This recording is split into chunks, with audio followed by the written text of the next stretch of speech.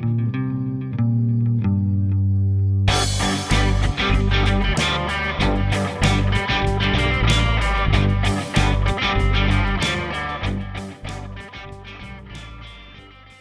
Friday, everyone, and welcome back to another episode of Two Chicks, Three Seats. Today, we are joined by a very special guest who comes from an extensive events background.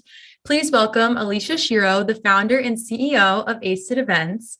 Alicia is the industry expert in event production, planning, and management. She specializes in one-of-a-kind corporate experiences, conferences, galas, and retreats. Her client roster includes A-list celebrities, rock stars, top athletes, celebrity chefs, and Fortune 500 companies across the globe. So we're really honored to have Alicia with us today on the podcast so she can share her wisdom with all of our listeners. So welcome, Alicia. Thanks, Rachel. Nice to see you. And Kate, happy to be here. Super excited to do something like live, which is semi-live and seeing people. Semi-live. Until we're in New York City, we'll stick with this for now. Yeah. But we're happy to have you today. So to start off, Alicia, could you tell us a little bit more about how exactly you got into the events industry and then what brought you to creating Aced Events? Sure. So interestingly enough, I actually started doing trade shows for a technology company. We built a mobile gaming platform and we sold that to casinos. So traveled to Vegas, got to go to China. So that was kind of cool. Macau is a huge gaming community, like 10 times the size of Las Vegas. It's actually quite interesting. So that's how I started. And I was there for probably 6 years or so and just really wanted to try something else other than trade shows.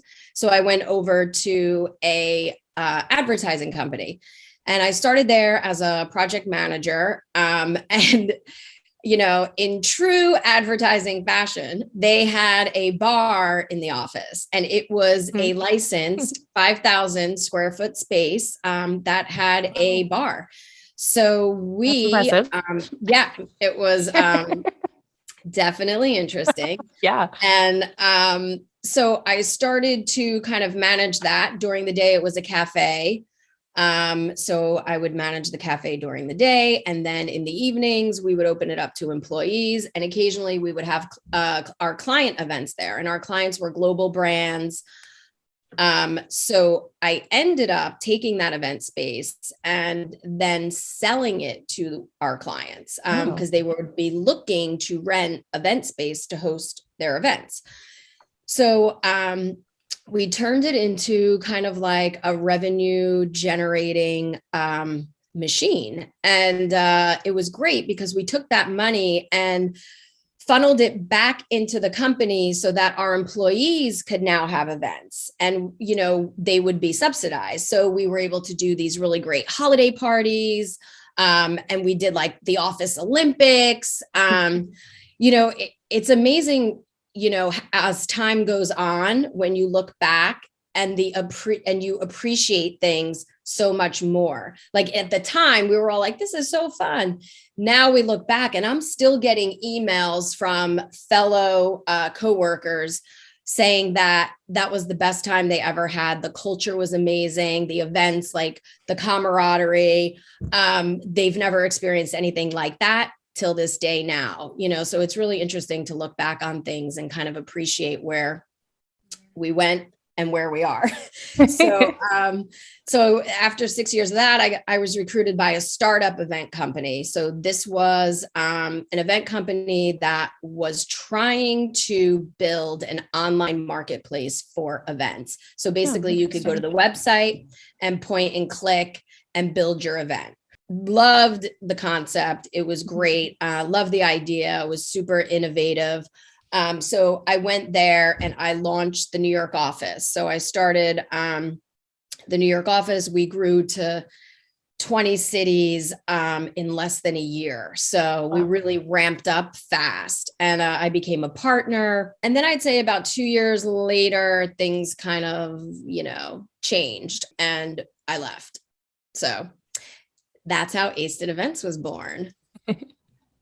That is quite an extensive background of so many different parts of the event industry and, how it started. I think it's such a different story than a lot of event managers and how they started in the industry. So that's really interesting. And that startup sounds very cool. It's a great idea.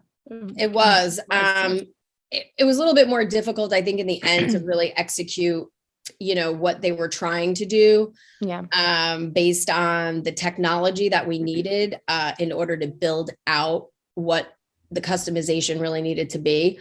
But the idea was definitely creative. And that is the most personally challenged I have ever been.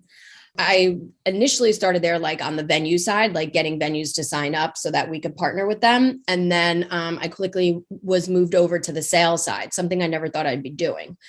And our sales goals were insurmountable. So I totally understand now people who do sales for a living.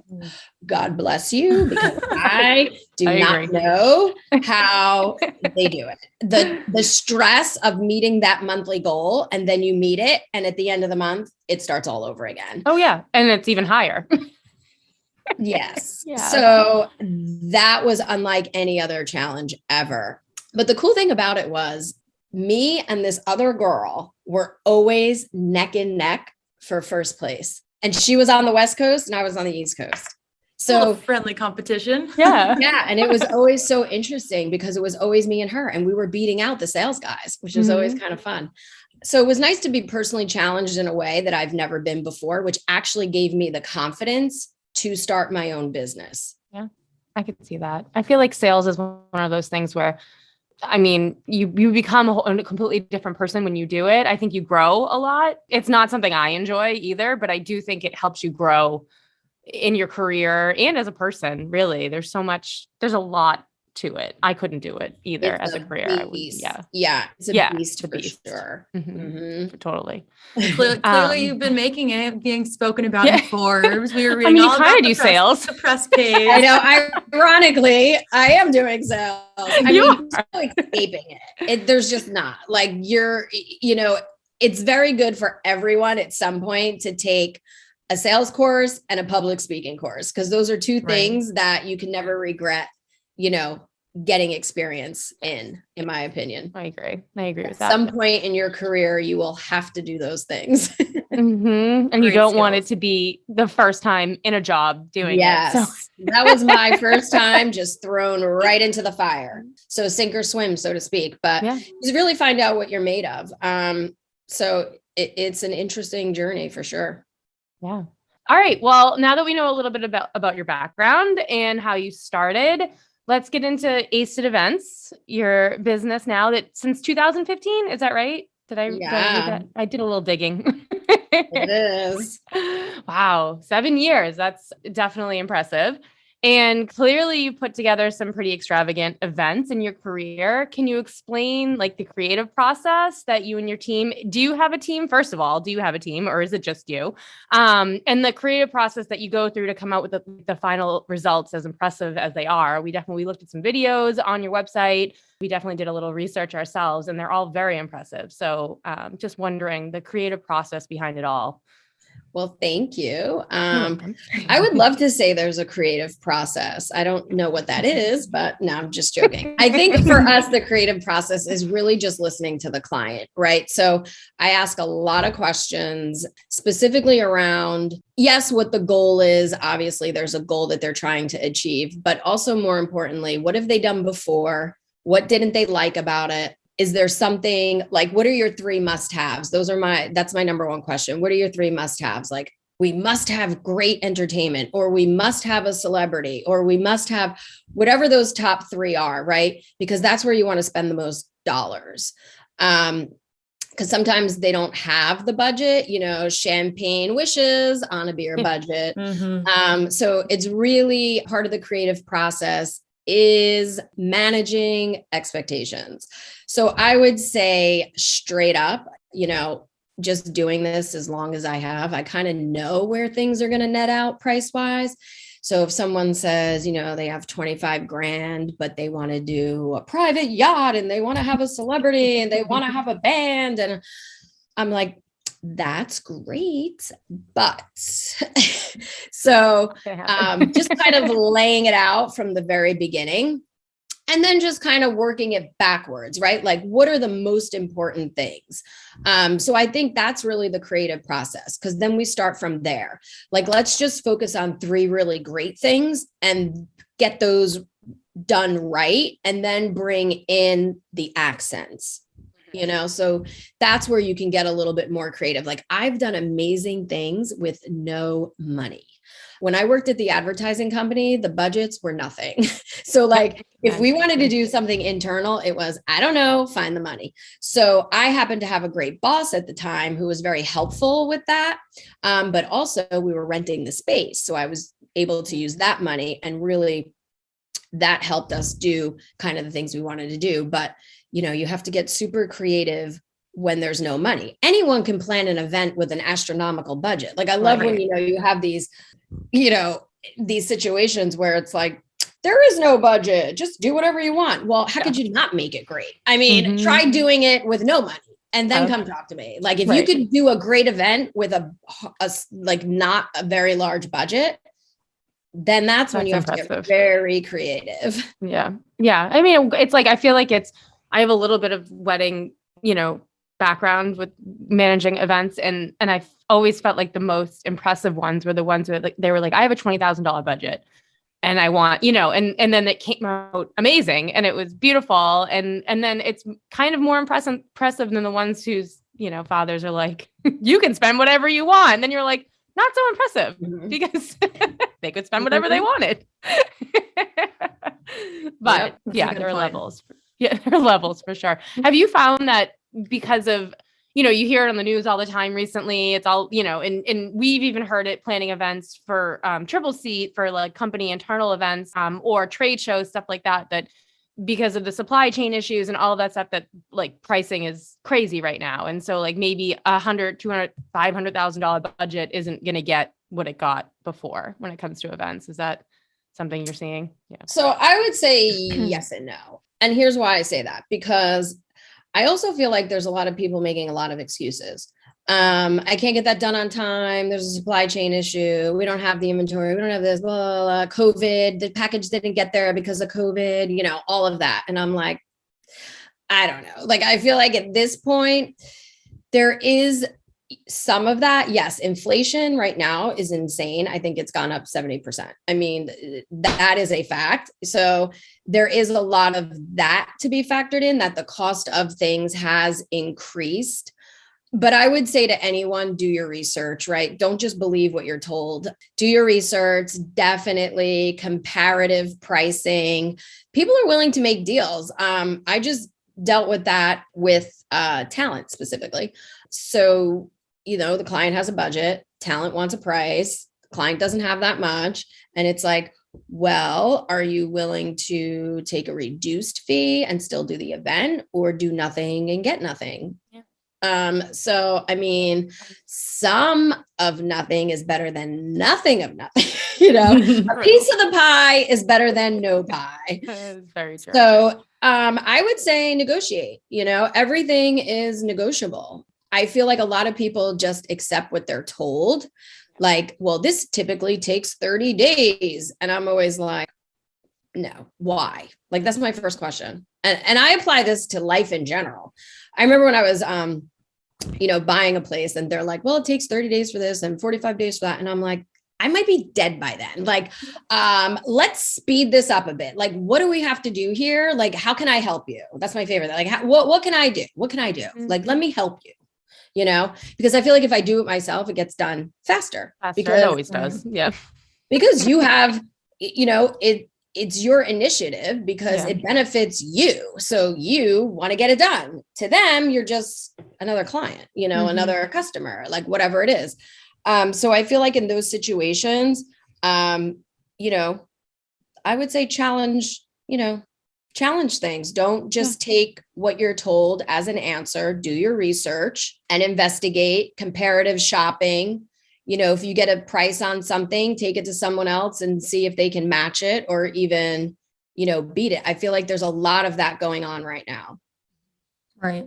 Do you feel like now that obviously in the past 2 years, we've done hybrid, we've done virtual, we've done a little bit more getting back into live. But do you feel like having those three options now has solved any of those issues? So for example, maybe someone wants this big talent in person, but then their budget actually could more afford them that person virtually instead. And so that could be a solution to those problems. Have you been seeing anything like that happening? 100%. Yeah. I think, I know people are consistently saying, can't wait till things get back to normal. That's never happening. So, it's just not. The industry is forever changed. So, and that's my personal opinion, but I feel like that it is forever changed. And that's not necessarily a bad thing. I feel like now we have more options. Like you just said, if you can't afford talent in person, well, another option, plan B, is virtual. Maybe you only have, so many people in a venue and you live stream it to everybody else. You make it more exclusive. Everybody's name gets tossed into this, virtual hat or so to speak. And you get to pick randomly who gets to attend in person, or maybe, it's a sales goal. Whoever hits the goal gets to attend in person. There's a lot of that kind of going on now to make it feel more exclusive. And it is another way to go, because when you're live streaming something, the guest count is endless. So you're not committed to only one venue with a capacity. It no longer matters.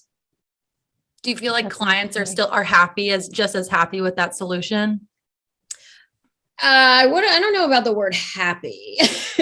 I think it's more about a means to an end. And what I feel like is happening right now, everyone is definitely more budget conscious right now. So I feel like it's not about, a happy solution. It's about a financial solution to what's the best course of action to still get the same result. The delivery is a little bit different now, but the idea is the goal is the same. So you're still going to achieve the same result. You're just delivering it slightly differently than before.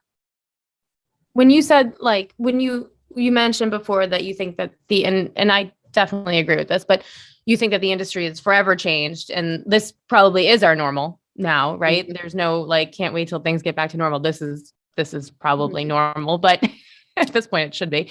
Is there anything else that you meant by that, behind, what do you think the state of the industry is, and what do you think is going to be long-term, forever, even in the industry, now that COVID is, controlled? I won't say over. Right. It's definitely not over. It's controlled at this point, I guess. I honestly believe it's changed people, because we all felt like we had no control over anything, right? So, and I think people are not going to forget that. And you can tell, because this is what I was going to get into later, but I feel like it's a good segue to it. We're hearing a lot of talk about the metaverse, 3D immersive experiences. The metaverse is a very real thing. So I've been doing a lot of research on this. And one of the favorable aspects about the metaverse is that it's decentralized. And that is what people want. It is controlled by the users. So users have created their own world where they are in control. And I feel like that has forever changed. So that is the thing. People want to be in control of their own lives, of their own careers, of their own businesses. And if we have to create a fake world to do that in, well, I guess someone's done that. Yeah. So they're in. Welcome to the metaverse. And we're talking major brands, are buying land. There's virtual land, and crazy. Atari, Samsung, Adidas, Gucci, they've all bought land, and they're launching these, exclusive branded content, whether it's Nike dropping a new shoe, but you can only get it if you're in the metaverse.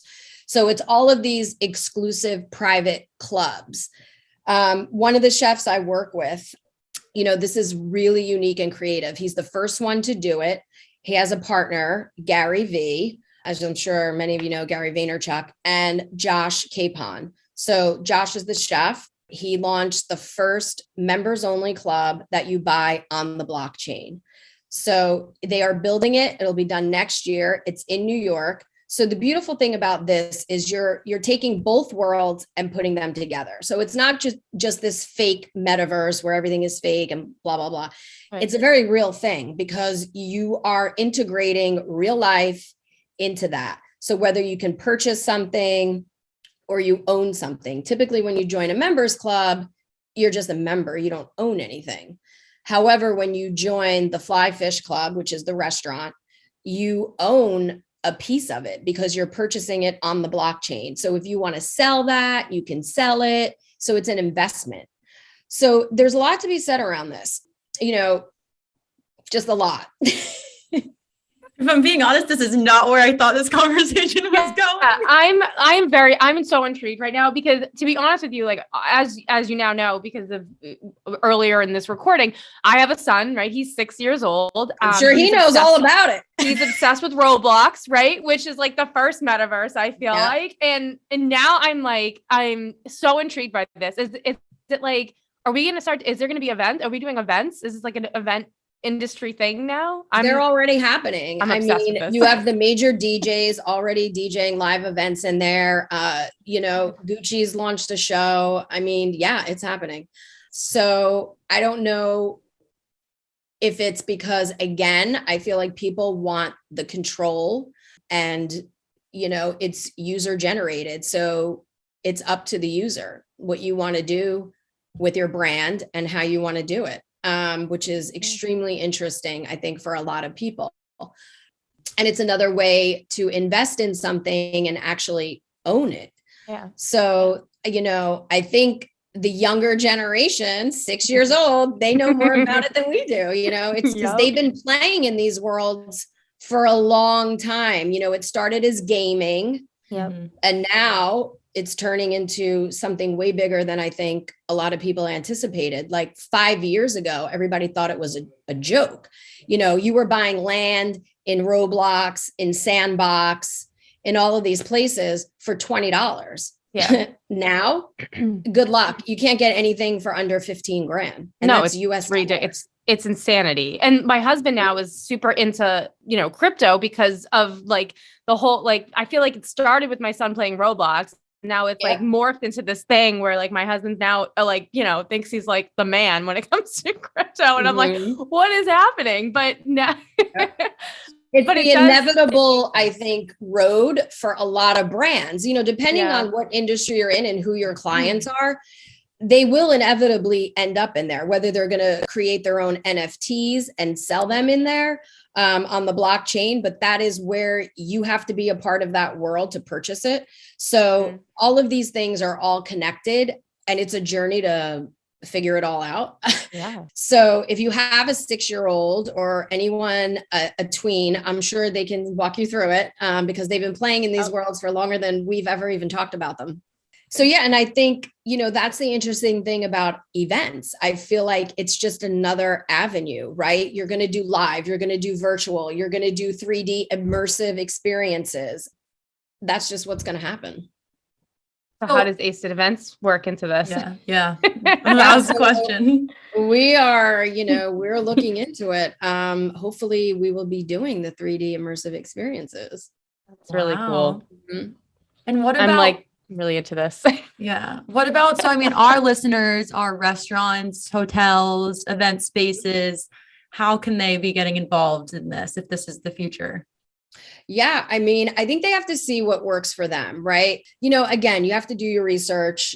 There's no roadmap. It's kind of just what is going to work for your business. Like if you're already a restaurant, like what Chef Josh Capon did, he sold his on the blockchain and created a members only club. I would have never thought about that. So there's a lot to be said, for those types of ideas.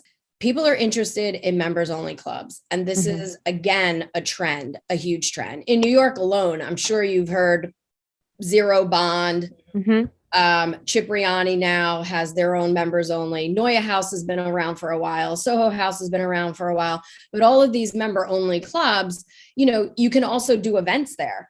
So that's, again, an elite experience that you're offering a client that they typically wouldn't get on their own. Right.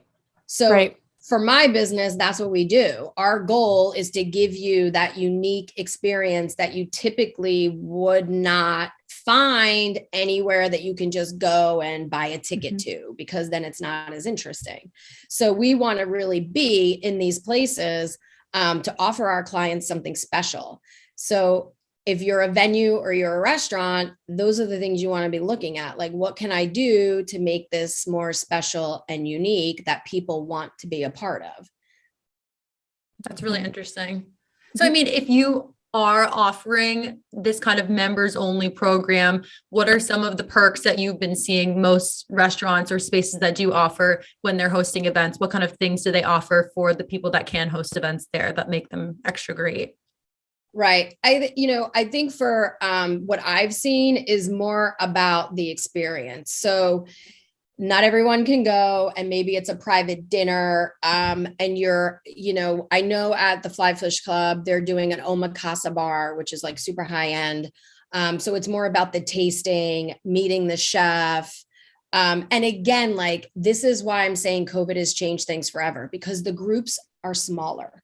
So you know who you're dining with. An omakase exclusive VIP dinner is 10 people max. So you're getting that experience. You get to meet the chef.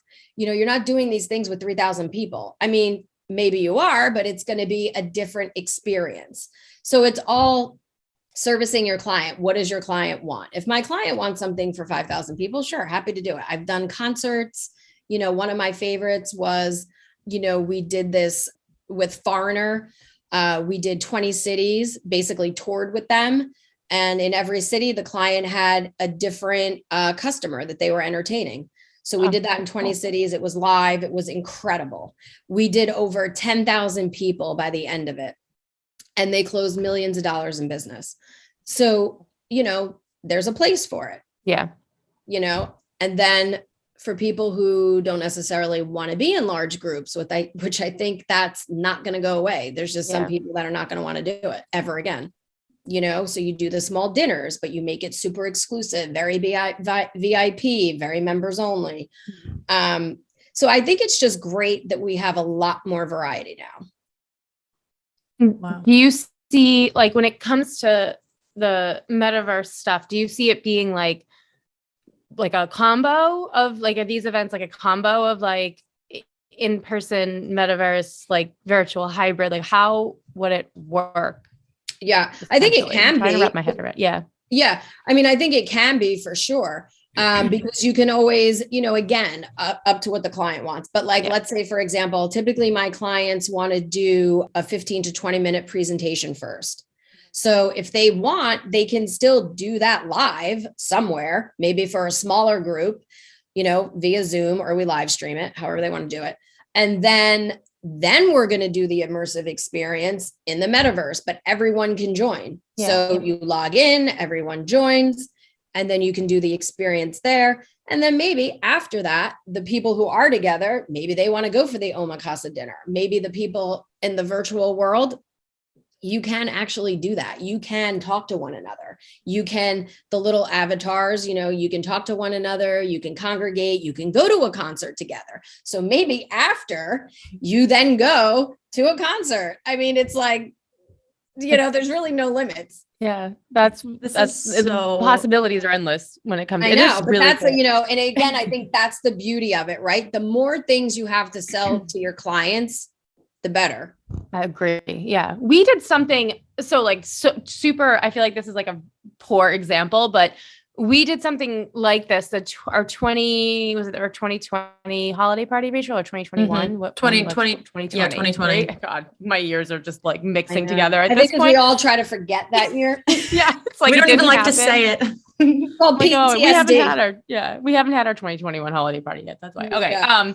But we did like an online, like a metaverse, like you log in and you have your own little like avatar, and we did like a wine tasting with a video, and then you could walk around and like sit at tables and only talk to those people and move around and stuff. It I feel like the software itself could have definitely been better. Like I think that's where it was lacking. I'm not going to call anyone out, obviously, but it was you've done it. So that's like, that's kind of it. Yeah. Yeah, it was cool. It was really cool. I think we spent a lot of time in there, Rachel, right? Like it was fun. Like, you just, right. It was fun. Yeah. It's fun to explore, you get to like walk around, see what's there, what are other people doing, and just think the more companies that are buying land and developing stores, right. You could basically like go shopping, you're going to be able to do exactly what you do in the real world in the metaverse world. So this is so wild. wild. It's very interesting to say the least. But yeah, so you guys, that was it. So you've already experienced it. I can just imagine though, like I just think if we had done it with aced events, it probably would have been a lot more exciting. There would have been more to do. We're hoping it gets, more sophisticated as time goes on, and I think, having Facebook change their company name to Meta is bringing so much more awareness to everything now. So it's going to be interesting to see what theirs is going to look like and what they decide to do. But again, I feel like that is them creating it. It's not created by the user. So I'm not quite sure how they're doing it. Are they allowing the user to create it, or are they holding on to all the content and knowing all your exactly knowing Facebook, it's probably the latter. Yeah. I would imagine when it comes to the Facebook. idea of this, for me, the beauty of it is it's decentralized. That's the whole point of this, in my opinion, is that you're the one in control. You design what you want as the creator. So we'll see. Yeah. We'll see how it plays out. I think it's a great idea. I'm very into it. Wow. Now I just have to lock up all of the parental locks on my son's iPad are now gonna, now that I know Gucci has a metaverse. Right. Yep. All of a sudden you see a handbag show up at your house. Like, wait a minute. Did I order those? I order those sneakers. At least you'll be one of the only ones that owns it. Yeah. Cool. Yeah. He is into sneakers. It'd probably be some like Gucci He's and probably Nike. already ordered those new Nikes. Yeah, he probably did. Wow. Like mother, like son. That's fine. Wow. So obviously that's been the big thing that you've been working on. Would you say in like the near future, this metaverse and getting involved that's like your number one priority at ACID events, or are we still looking at like live events a little bit on a scale, virtual, hybrid? What's kind of like the near term for you as well? I mean, I'm hoping live comes back big and strong, like very soon. The first quarter, again, we were pretty much all virtual. I think a lot of companies, because of the new variant and all of that, everybody was kind of leery to book anything because then you got to change it again. So I'm hoping Q2, which we're embarking upon now, is going to have more live. But again, I think there's going to be a lot of variation, and I think we're going to have a lot to offer people. So I'm excited about that. Yeah, I think we actually were supposed to have our company like internal holiday party in January, Rachel? Yeah, it was supposed to be in January. And of course we didn't, because I think 80% of the company had COVID. Wow, we have people all over the country, and it was like, and not from being together, just from you couldn't go out your door without getting it at that Seriously, point. I feel like people it's crazy. So we're doing it in March, which I feel like and I feel like a lot of places are waiting till Q2 and beyond, like spring, summer. So I think there's a lot of great things to come. I hope we're going to start doing events again, Tripleseat for our customers. So starting in Q2. So definitely a lot to come. Yeah, I think. I'm excited for it. I mean, now I'm like thinking how can Tripleseat get involved in the metaverse? I guess is the question. I know. Yeah, we'll have to talk about it. I think we will. Yeah. I did like how you had said before, having like the combination of, you have some people together so that you can still have like a dinner in person, because obviously on the metaverse, you're not physically eating food when you're just, even though you're connecting with people. So there still is that like F&B part of the experience. So I kind of like that whole combination of having both options as part of the experience. Yep. And I do think even if there is an element of getting together in the metaverse, you can ship out kits. We're still doing a lot of kits, a lot of shipping the kits ahead of time, which honestly is so annoying. I was going to say, is that a huge pain? I know it is. It's just, it's been the worst part of all of this. The worst and the best. Isn't that funny how that turns out? It's just very complicated because you had so many vendors trying to do it that should not have been doing it. And because, everybody wanted to make money, everybody was just trying to survive, and I get it. But at what price? Right. So there was a lot of lessons learned very early on about shipping food and what not to ship and all of that. So you have to be very cautious with the kits. But again, they do make you feel like you're more part of the experience. So in that sense, they're great. So it's, that whole love-hate relationship. Yeah. I could see people I'm sure a lot of people rushed, right, to throw them together. Oh, I heard this person was doing kits. Let's do kits. And then they're just let's just throw it together without really thinking about it. Yeah. Which I guess I understand too, panic and wanting to make money and stay, relevant during such a weird time. I think I did we covered this a little bit at the beginning, but just if you had any tangible tips to give to other event planners listening right now, just about, from your experiences, from the current state of the industry, how they should be thinking, things that they should be trying. Get out of this industry. No, I'm just kidding. You're crazy. Actually, I'll keep that in. It'll be humorous. You're all crazy. Don't do it. No. Oh my gosh. That's really funny. I mean, look, the event and hospitality industry is full of survivors, right? You have to be type A to survive in this industry. And I think my biggest tip is do your homework. Research everything. And then, ask someone who's already done it. So if you're trying to do something that you've never done before, whether that's starting a business, or maybe you're trying to expand, or maybe you're looking to get into a different vertical within this industry, just reach out to people. Look for someone who's doing what you want to do and ask them if they have, 5 minutes, 10 minutes to meet. Keep it short at first, build a little relationship, and then hopefully, there's some camaraderie, you can help them, they can help you, and you get to pick each other's brain. It's all about the networking. So that is what I suggest as one of the biggest tips, instead of going in blind to something, the less risk, you want to take calculated risks. Definitely. It's a good piece of advice. Yeah, it's a good piece of advice for no matter what industry you're in, I think. Yeah. Smart.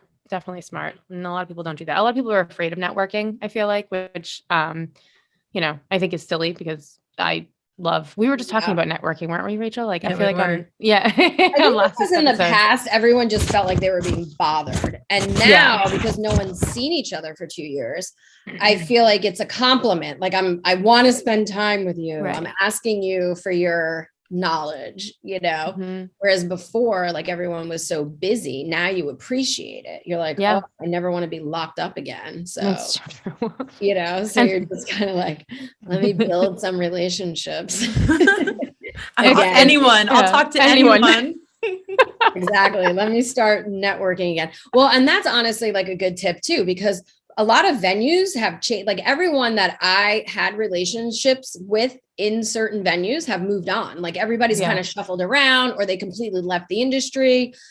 So, for me, I'm kind of who is at what venue actually? And I try to stay on their mailing list, and I reach out to kind of find out who's now running things, so I think there's something to be said about old school. Email your mailing list and let them know, hey, we're open.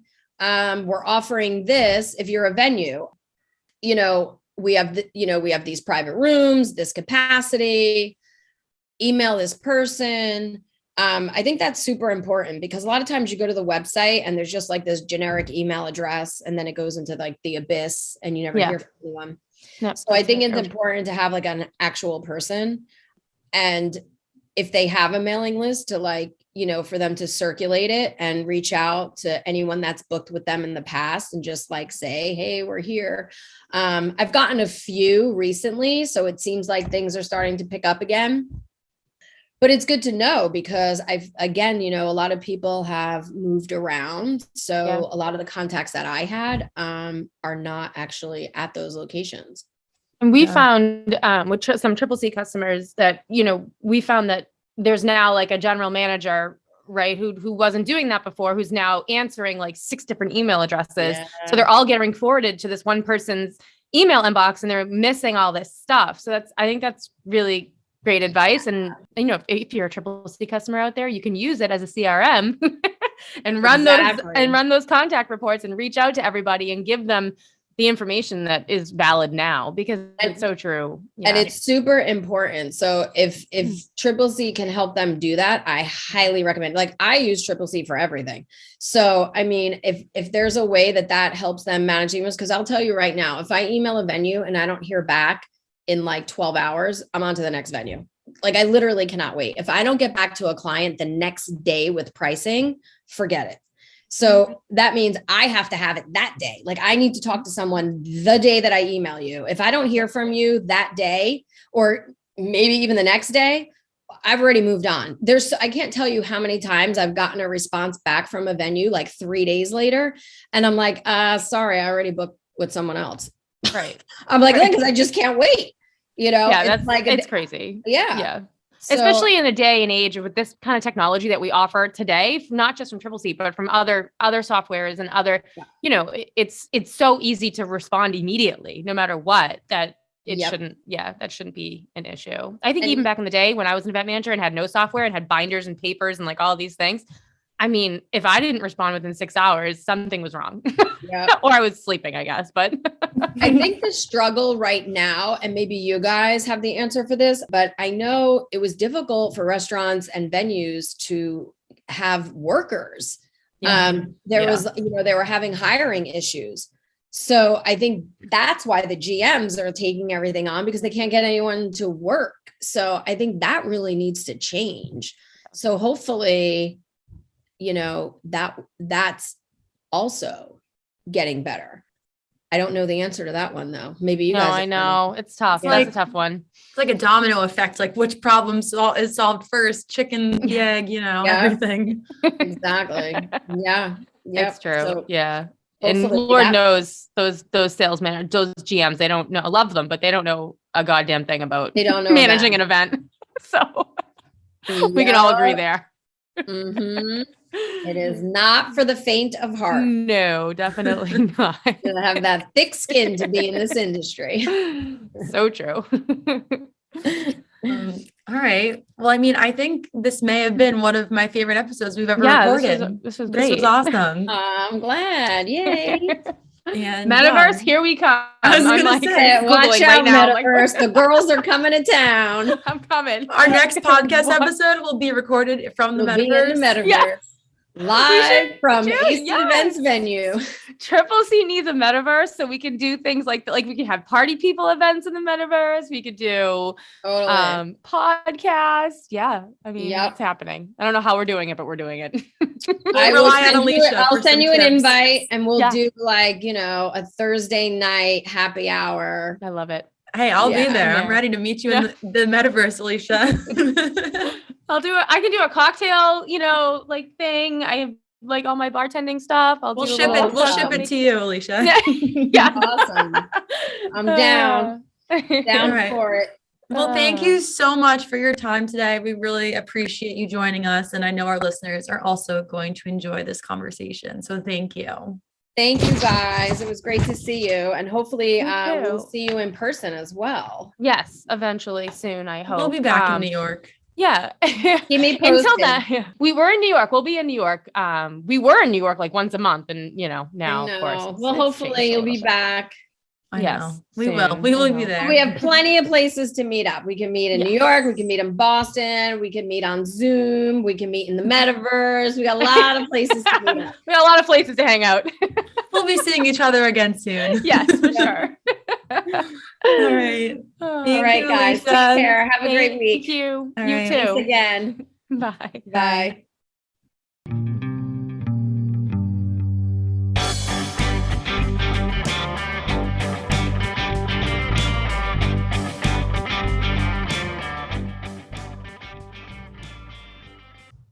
Thanks for listening to this week's episode of Two Chicks, Three Seats. Your events industry podcast brought to you by Tripleseat, the industry leader for event management software. Find out more about Tripleseat at tripleseat.com.